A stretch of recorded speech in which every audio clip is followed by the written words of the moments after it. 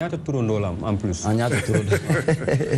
Très bien, merci beaucoup. Nous allons rentrer dans le vif du sujet, Pape Ousmane Cissé. Nous allons parler avec Maître Mame Adama Gueye, candidat déclaré à la présidentielle 2019, président du mouvement Sénégal bu bees. Nous allons parler de présidentielle 2019, parrainage, offre politique, Maître Mame Adama à cœur ouvert.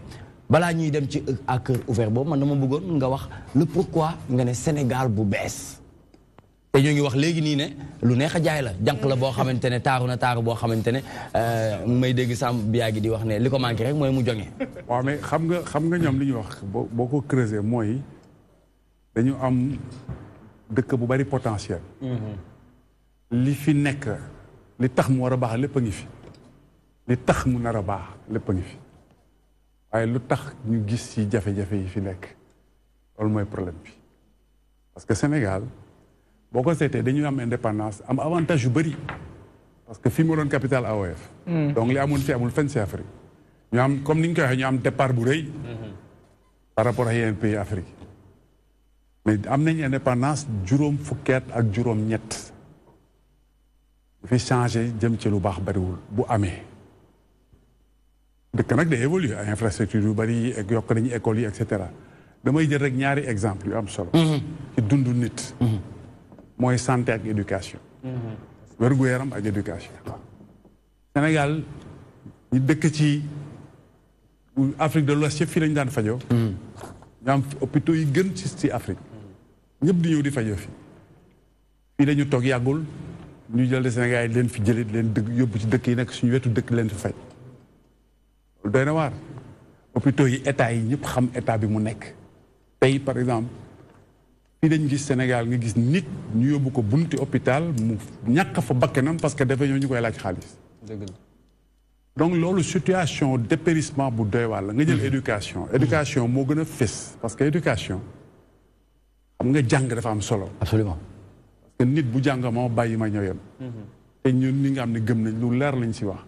Yonent bi sallallahu alayhi wa sallam moo ne jàngi leen ba Chine pour wane importance yu jàng fi mu toll parce que loolu mooy defar nit. école Sénégal benn gënu ko woon man mii école publique la jàngee maa ngi jàngee école Clébert primaire ci école Clébert ba ma daan jàngee doomu Senghor foofu la daan jàngee président de la République en ville doomu Senghor école primaire publique li daf ñuy may sax nga waxaale sa bopp nga waxaale yow yaay kan parce que tey nii sénégalais yu bëri yi nga xamante ne jotuñu woon voté 2012 am nañu atum mun a voté en 2019 te ginnaaw candidat déclaré nga mën leen may opportunité ñu xam exactement kan mooy maître Mame Adama Gueye parce que bu ñuy wax ne élection présidentielle rendez-vous la boo xamante ne un homme avec son waaw dëgg la ma tëj si rek si affaire école Clébert bi waaw école publique laa bëgg a wax parce que jamono jooju boo nekkee école publique ñu jëlee la fa yóbbu la école privée mooy da nga mënul ba ñu dàq la. dañ la daan joxe ni dañu ko daan déyante. kii dañ koy fayal. ñu ne kii dañ koy fayal mooy dàq nañ ko école publique yóbbu nañ ko école privée. très bien. c'est vrai tey c'est l'inverse tey ku sa doom nekk école publique sax am nga kersa wax ko. bu am dara yaa ngi doom yóbbu sa doom école privée te loolu xam nga lu tax mu garaaw parce que école publique mooy li ñuy wax ascenseur social. ñi nga xam ne seen doom seen loxo àggul seen gannaaw ñoo am ay doom yu war a jàng. yàlla deful xaj ak seen du jël génie ne damay seet fu doom boo xam ne parents bi dañu am alal mu def ci boppam mu ne dem fu ko neex la koy def ñooñu fekkee ne état bi taxawu leen pour ñu mën a jàng parce que seen parents yi amuñu alal bu ñu leen fayale peut-être ñu ngi perdre ay Einstein. d'accord moo tax gis nga ascenseur social boobu lu am solo la parce que ñu ngi vivre société dafa fracturé boo lay tey fi ñu toll. boo amul alal sa doom doo am jàng bu baax. te loolu du ñu république. si république ñëpp a war a jam jàng. nga am wala nga ñàkk. maanaam ñëpp tolloo maase. loolooy république. très bien loolu nag dañ ko ñàkk. si évolution bi nga xam ne moom laay wax man mii nag su ma wax suñu bopp affaire foog mu réglé ma parce que mën naa dégg mais waa ji est-ce que tax dégg na wolof.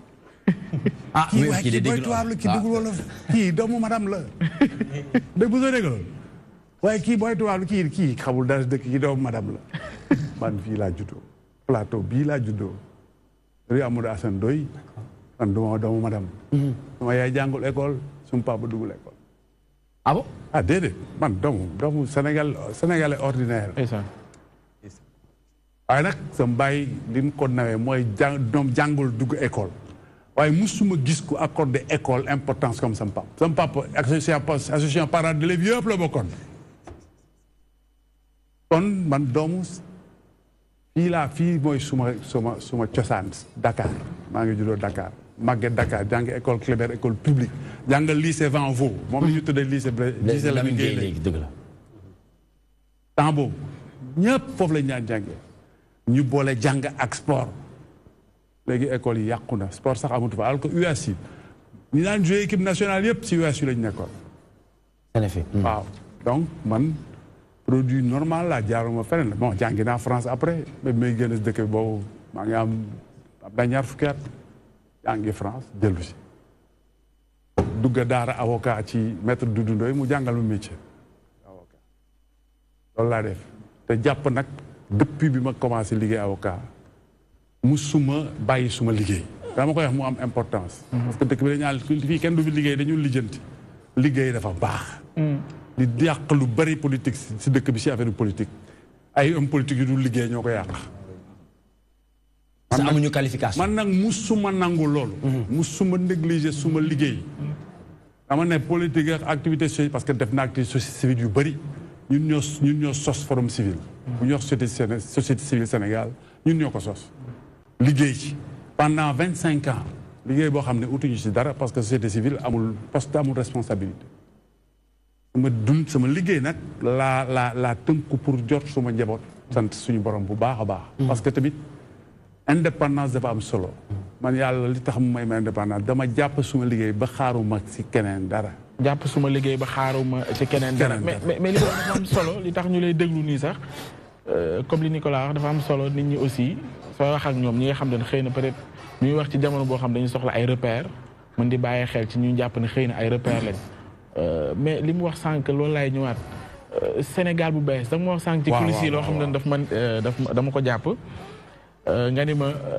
bu leen di def copie collé yéen da ngeen di jeunesse boo xam ne da ngeen am responsabilité bu rëy mooy ni naam roy baax na mais dolli leen ci innovation tout à fait est-ce que loolu mën nañ ko fekk ci Sénégal bu bees est-ce que Sénégal bu bees beneen Sénégal bu bokkut ak la ñu tabax ba yegg fii wala lu bees tàq la Pape Ousmane foog ma leeral ko parce que dafa am ñuy jaxase xel nit ñi ci loolu aw ma sañ-sañ tey man fii dëkk bu yàggee di Sénégal ak li fi cosaanoo ak li fi baax ne Sénégal bu bees mooy li fi nekk dara baaxul déedéet dama koy leeral nag tuuti naa lool ci loolu Sénégal bu bees image rek dalaa ma kocc nga wut de waaw image nag kii Sénégal bu bees ñu ngi ko jëlee ci doxalinu réew mi pas ci cosaanu réew mi donc dañ ko féetale ci doxalinu réew mi dama ko wax sànq juróom fukki at ak juróom ñett benn façon la ñuy doxalee réew mi gis nañ liñ ci gis moo tax ñun ñu jàpp ne façon boobu la ñu war a changer ban façon la depuis 60 façon boobu mooy jël yëpp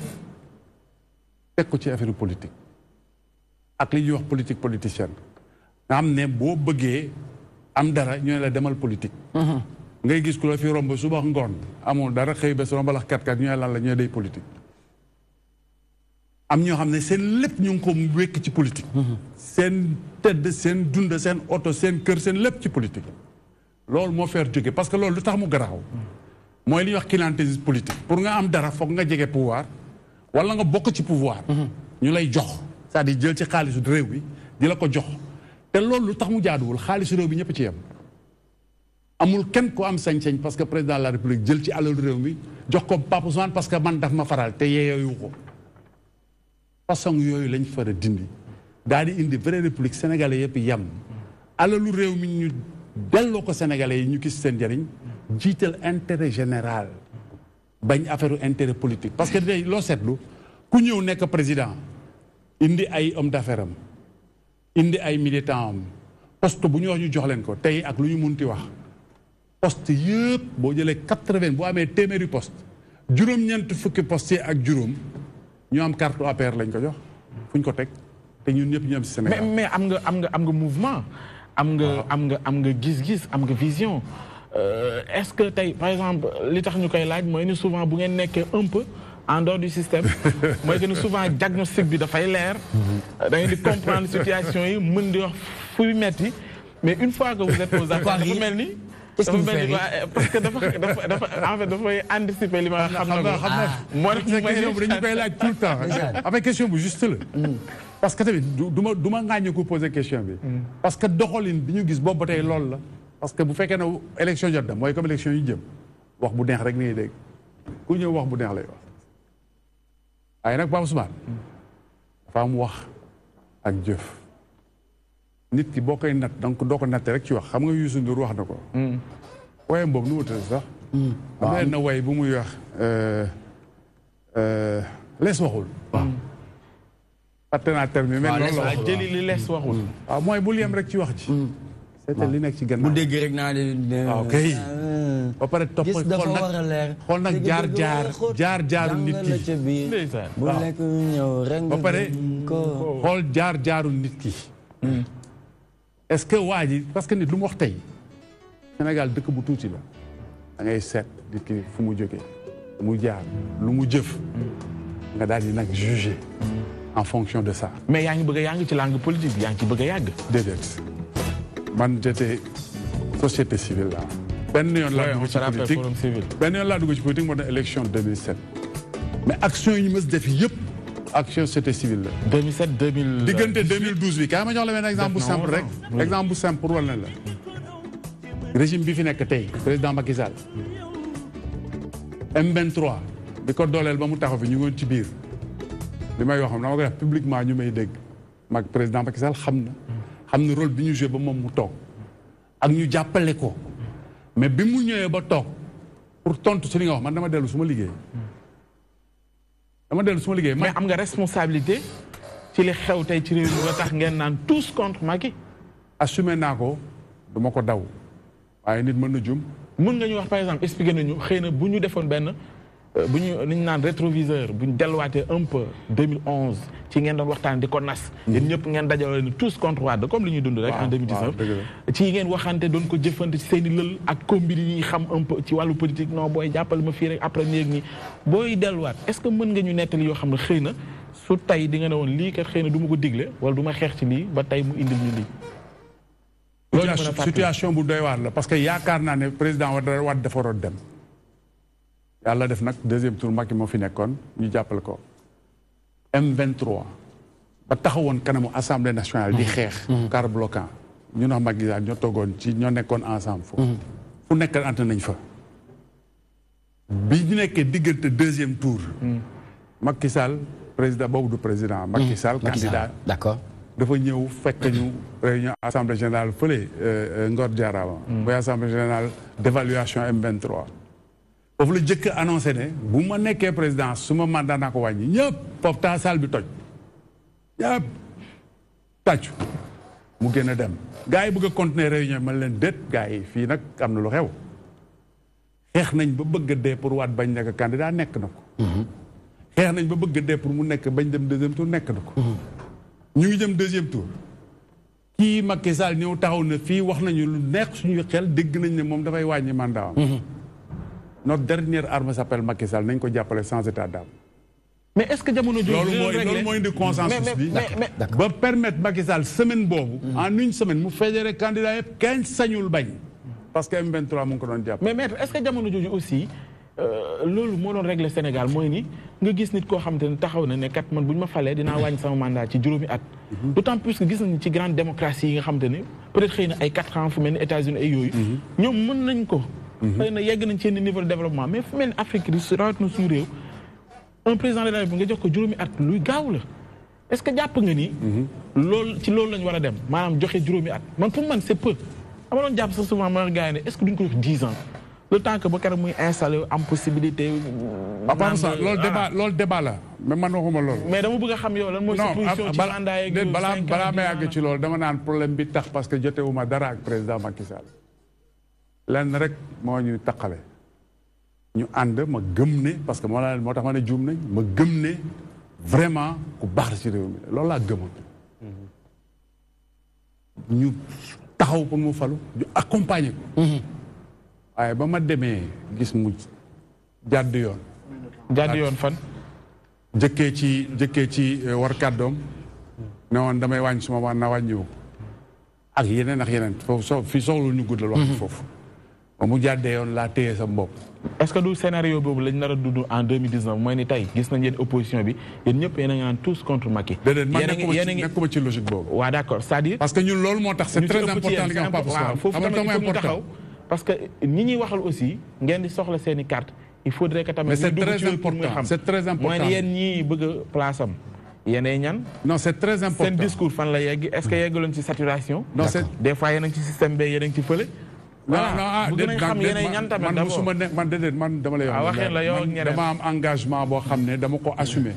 waaye man musuma partager gâteau musuma si bokk.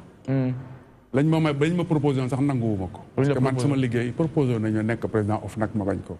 d'accord toppatoo suma liggéey. mais li nga wax lu important la man nekkuma ci opposition mais xam dañ ne tout sauf Macky Sall gëmuma loolu. Sénégal mën nañu folli bi yoon dañu war a jàng fal. c'est pas la même chose. Très bien Sambou Biagui. Oui damay commencer fu mu jeexalee. président OFNAC bi. parce que jot nañ ci ay xibaar ne woon bon rencontré na la waxtaan ngeen mu proposé la poste président OFNAC nga rejeté ko mais nga bëggoon poste bu ëpp loolu.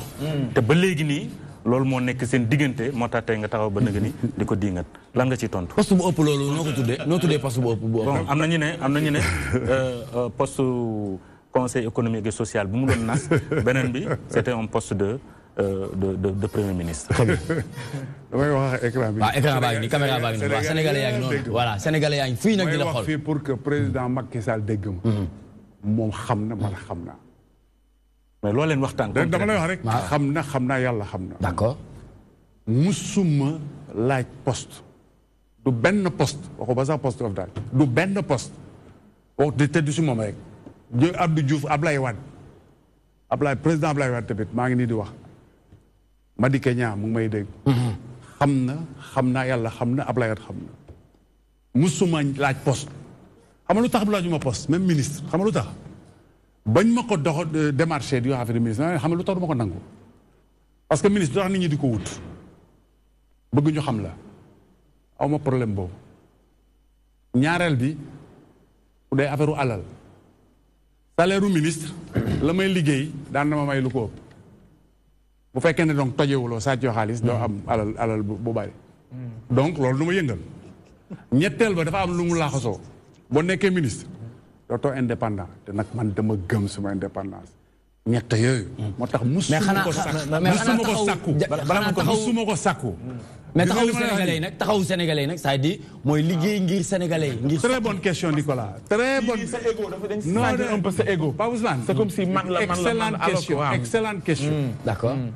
billahi wallahi tallahi su ma gëmoon ne.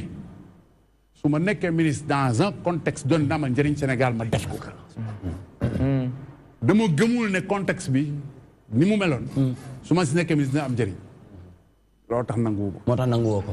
mais je reviens sur la question. réunion boobu rencontre boobu ak le président Macky Sall da nga bëggoon mu restreindre. am na ñoo xamante ne bëggoon ñu teewee. rencontre boobu. ba finalement da nga ñëw après nga xaar lu yàgg. bon nga xaw a xaddi nga bëgg dem. mais lu tax nga bëggoon vraiment réunion boobu mu nekk une réunion. mais kaay moo wax la sëñ bi xam nga nu mu demee. ñi jox information yi amuñu information xam nga nu mu defee. toog sama bureau directeur de cabinet. foog mu yàgg may obligé ba wax ko parce que foog ma wax ko. c'est toi-même tu sais hein. waaw toog sama bureau directeur de cabinet woo ma dama la soxla. moom mu ngi may dégg ki nekkoon directeur de cabinet président ma dem président mu ñëw toog ci bureau mu ne ma président de lii la bëgg a dégg. wax ñu waxtaan mu neex ma ne ko déet mënu ma ko nangu. kon nag daal nga ma gërëmal président parce que tamit. loolu rafet la. bàyyi fi Sénégal yëpp ñu la mu gërëmal. mu ne ma fii doo fi génn parce que loolu balaa ngi génn pale kay ñu gis président man sañu ma wax dem président naan ko nangu looloo. xam nga loolu lu ñu programmé. il était même pas dit ba may dem pale que damay daje président. directeur de moom ne ma doo fi jóge dañu dem ba ci président nga waxool ko sa bopp. est-ce que nekkul da nga bëggoon bu dee parce que da nga xaar ba sonn gisante. déedéet demeewul noonu de. dañu jóge ci bureau directeur de cabinet. kaay ma jox la lu précis. jóge bureau directeur de cabinet. mu ubbi seen mbunte ñu jaar ba fël la palais. ba ma président di recevoir dafa bàyyi ay ministres yu toog di ko xaar. ñi may wax xam nañ. ma dajal salle d'attente ba xam nañ foofu laa leen fekk ñu woo ma bàyyi leen foofu te foofu laa leen fekk donc xaddiwuma de tooguma ba xaddi de sakkuwuma tamit rendez-vous sakkuwuma dara loolu daal noonu la demee leneen luñ ci teg nag ay bidaa la Mbaye Sène moi c'est juste en fait benn suggestion boo xamante ni dama koy def maître Mame Adama Gueye candidat wax ni on a vu que ni la candidature candidature Macky Sall bi on a vu que tout le monde président Macky Sall tout sauf Abdoulaye Wade la ñu waxoon ba far li nga xamante ne moom moo am ñëw ñu bëri sax ñu ngi naan le président Macky Sall un président par défaut parce que lu ñu yaakaaroon tey su bennoon sigil un président par défaut. Par défaut. Ouais, un président par défaut, oui. Par défaut, c'était oui. partout de toute façon. Très bien. Nous avons la coalition Benno Sigil Sénégal se éclaté au Benno ak Tanor wala Benno ak Moustapha Niasse. Su fekkante ni ñoom boole nañu seen doole kon on n'allait pas vraiment parler du président Macky Sall. Parce que moom loo xam benn constat bu leer la parce que bu ñu demee ba seen réunion yi ñaar ñii mënuñ juboo tey ànd ak kii. xam nga loolu mooy yéem ñi. waaw waaw nee nañu réussir na. waaw mais parce que xam nga la seen ay intérêt la ñee mënatuñoo doon dara fii ci réew mi mënatuñoo sàkku président muy Moustapha Niasse du Ousmane Tanor Dieng mënatuñoo sàkku président te ku ci demoon élection tey 1% sax doo ko am Sénégalais yaa ngi fi tey ñuy seetaan xam nañ ni ñëw léegi moom man juste rek benn suggestion bi may def au candidat mais dóoral ma ko question te nga bàyyi suggestion non du ma ko dóor question parce que aw ma question bu ma ko wax li nga xamante ne bi mën naa ko wax mooy est-ce qu'il n'est pas temps que les candidatures yi nga xamante ni elles sont multiples d'accord que ñu jéem a fédérer un candidat qui fera l'unanimité pour faire face à ce régime. Sinon, des candidatures dispersées, certes, candidatures dispersées, mais pas à un certain nombre. Nous, comme par exemple 5 à 7 candidats face au président, lors de des candidatures dispersées, mieux vaut se retrouver dans une idée où une candidature pour mais ça, il faut des sciences politiques. Mu ngi nii de moom de fu ko neex lay toi-même tu sais la de. fi mu fële moom. nooy na de ah. Non mais ça c'est pour plaisanter mais. Je veux juste dire que c'est très pertinent. Très pertinent. Mais dans la vie, l'idéal et le réel. Ce que le logique, le taxaw et là comme la ko ñu ngi ci dox. Ñu ngi ci dox vraiment ñu ngi ci dox. D'accord. Pour loolu vraiment sori ngeen ci waaw sori nañ ci bu jotee nañ ko mais ñu ngi ci dox. Pour loolu mën nekk c'est-à-dire ñi nga xam ne ñoo bokk vision. Parce que tamit àndandoo bi nag warul rek nañu booloo rek comme ni ko Papa Sow waxee tout sauf Macky Sall non àndandoo day am un accord politique day am lu ko lal parce que li bon ci tout sauf Macky tout sauf mooy li ñu daloon bi ñu fi jëlee Diouf indiwaat ñi àndoon maa ngi ko dem dañ ñëw ba toog pour appliquer quelle politique xam ñu def partage du gâteau boobu baaxul moo tax même li nga wax bu ñu ci war a tenir compte na doon quand même ñoo xam ne dañu bokk vision ñoo xam ne dañu bokk gëm-gëm bokk ay valeur surtout nga xam ne bés bu leen yàlla dénkee réew mi ñu mën ko doxal sur la base de ça. Est-ce que valeur manqué wul fii actuellement ci réew mi léegi valeur déedéet man loolu mënu ma ko nangu xam nga nag lu tax valeur xam nga lu tax lu baax parce que lu baax du def bruit li baax li tax mu baax c'est que ça fait pas de bruit li bon li tax ñu bon souvent ça fait beaucoup de bruit quoi problème bi yëpp mooy rek peut-être ñi am bokk yenn valeur dañuy yëgantewul mais gëm naa ne valeur yaa ngi fii jógewu fi Sénégal dafa am benn capital social bu extraordinaire gis nga man xam nga bu ma ko waxee yenn saa yi moi je crois d'accord au miracle sénégalais mën nañ def miracle sénégalais dafa am ay conditions moo war a remplir mais buñ ko defee parce que gis nga Sénégal lu tax ñu ne gis ñu valeur yi su fekkee ne nañu installé système boo xam ne ku am valeur am loo gëm pour nga jot ci li nga yeeyoo dañ lay obligé nga def lu jaaduwul. parce que dañuy tàmm di wax ne sax. la question ci wàllum valeur le mensonge prend l'ascenseur la vérité nekk ci escalier mais fu ñuy mujj rek ñu ngi dem ci li nga xamante ne moom mooy vérité Abdoulaye lii la question. waaw man dama am ñaari question yu mu la bëggoon laaj bi si njëkk ci éducation lay dem parce que sànq yow yaa ko nattal sa bopp nga ne actuellement éducation bi dafa commencé dégradé wu. léegi yéen waa Sénégal bu bees yan solution ngeen apporté pour delloowaat école publique. place bu mu nekkoon. parce que loolu moo indi tey jii nii Sénégalais xamul nan lay voter utile. parce qu'il n'a pas accès aux informations. parce que jàngul li tax mu mën a disséquer information ba am lu ci baax. deuxième bi ci wàllum justice la. donc en tant que maître avocat nga xam ne ñu ñëpp ràññee nañ sa xam-xam. noo gisee justice du Sénégal instrumentalisation justice bi ñu ñëpp d'accord nañ ci tey boo faloo nan ngay def ba rendre justice indépendance bu mu amoon donc ñaari laaj yooyu question bu njëkk bi benn éducation c'est un élément central suñuy vision central dans notre vision boo xoolee suñu vision ñett direction la jël éducation santé sécurité emploi éducation nga sa xol ba xam nga tey dama gëm ne il faut ñu réhabiliter l'école publique non seulement pour avoir une école de qualité mais pour restaurer les valeurs républicaines parce que foofu la ñu war a toggee les valeurs républicaines voilà waruñu jël xale yi fu nekk ñu sànni leen am na foo xam ne bu ñu fa demee li ŋànk réew mi ci ay valeurs foofu la ñu leen ko war a jàngale l'école républicaine contenu bi moom laa wax mooy li fondamentaux mooy nit dafa war a nekk un bon citoyen lan mooy bon citoyen ñu expliquer ko lan mooy le respect des valeurs de la République lan mooy le respect du bien commun lan mooy l'intérêt général ñu jàngal ko xale yi foofu moo tax la réhabilitation de l'école publique est une sur-priorité. est-ce que tamit waruñu tëggaat système bi adopté ko ak génération bi ñu toll. non mais absolument xam nga boo dee candidat am vision politique man du ma spécialiste de l'éducation. oui vision laa mën a am ak volonté. mais dafa am des professionnels yoo xam ne dañ koy dénk naa lii laa bëgg. ñu tëral la ko parce que loolu mooy seen xam-xam.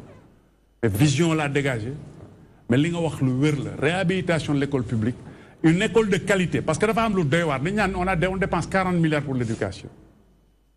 Vous y croyez ou pas? Hein? Vous y croyez ou pas? Bu dee dëgg c'est une mauvaise dépense. Parce que booy évaluer dépense du montant bi rek ngay xool parce que ñoom bu ñu koy wax dañu mel ne oui on dépense 40 millions comme c'est juste 40 milliards. C'est pas ça qui compte. Ce qui compte mooy qu'est-ce que ça donne. Contenu. Non le résultat le produit. si loolu foofu ngay juger. boo dépensé 40 milliards le produit n'est pas bon ça veut dire t'as mal dépensé. oui mais foofu tamit dinañ laaj na la yow ki nga bëgg a tabax. ki nga bëgg a tabax. nga ne citoyen modèle la nan la war a mel. comme li Sankara waxoon ni école bu baax. bu sukkandiku ci ay valeurs réew mi. dafa la war a génneel doomu réew mi. waaye du la génneel doom joo xam ne dañ naan dafa hybride. nekkul fii nekkul fii mais lu wér. ban nga xam nga sànq wax naa ko bi ñuy wax ci affaire culture. waaw. nit bu amul culture sax kii am kii cosaan sa réew. dafa mel ni garab bu amul ren. doo taxaw. donc effectivement éducation bi dimension bi foog mu dugg ci. yan dose nga ci dugal yan. non dimension bi foog mu dugg ci mooy nit ki enraciné ci culture am xam mooy kan. boo xamul mooy kan doo dem. kon mbind mag ñi te tey dafa am lu am. capital social bi am Afrique fii la monde bi di noyé. le monde étouffe ailleurs fii la monde bi di noyé en termes de capital social. ñun nag dañu war a xam li ñu am. dañu war a xam li ñu am waruñu am benn complexe wàll woowu. donc loolu laay wax ci éducation bi. li nga wax ci justice. justice man militant justice la parce que depuis 25 ans maa ngi xeex affaire justice. tey coow mi ñu wax yëpp man lii de waxoon naa ko du sax pour wane suma bopp mais c'est acté li ko ay date yu wér la. maa ngi ko commencé wax xam nga kañ la woon peut-être sax fii am na ñu fi toog xamuñu ne Jacques Bodin mas na nekk ministre de la justice. depuis Jacques Bodin. depuis Jacques Bodin. Jacques Bodin daje dañ moom la ñu jëkk a jotee suma mag la. mais c'est affaire de justice. ñu jógee foofu man nekkoon naa consultant programme sectoriel justice. en 2000. ñu def benn étude en tant que consultant génn li ñu wax ci problème justice bi yëpp. conclusion programme sectoriel justice bi rapport bi. validé ko en plénière mu ngi ci biir. donc c'était prévisible. ñu jóge ci en 2010. ma nekk bâtonnier de l'ordre des avocats. ñu dem rentrée solennelle des cours et tribunaux j'ai fait un discours sur la justice. tous les mots yi ñu wax tey mu ngi ci discours bi mu ngi ci biir discours bi. Abdoulaye Wade mer bu fut tàngal foofu yëpp. waaye yàlla mi dara teewul ça fait même pas un an li ma doon wax moom la doon répété si lu jëm ci justice. mais aujourd'hui il y a des solutions. c'est une question de volonté politique. dañu war a fexe état parce que xam nga lan mooy indi problème justice. état dafay am nu muy def pour que bàyyi ñenn ñu dëng ñi ci justice ñu def lu leen neex pour moom bu leen soxloo jariñoo leen. incroyable. loolu la ñu war a dindi. toogal ma fi ma defal na. exactement loolu la ñuy dindi. très bien. fexe que état bàyyi utiliser justice bi.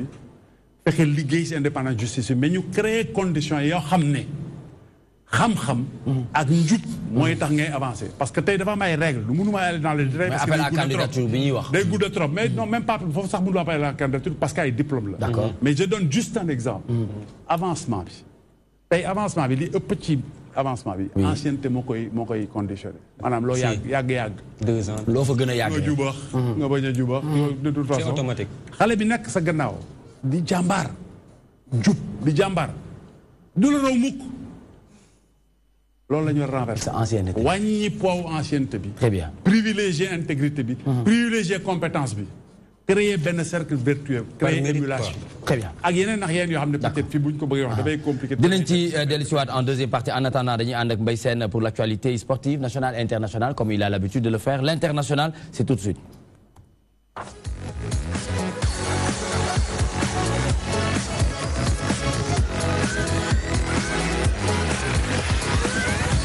Coupe du monde basketball féminin, préparation et liste des Lions pour Tenerife. Effectivement, je rappelle que la Coupe du monde va se jouer à partir du 22 de ce mois de septembre et jusqu'au 30. Rapidement, on va donner la liste des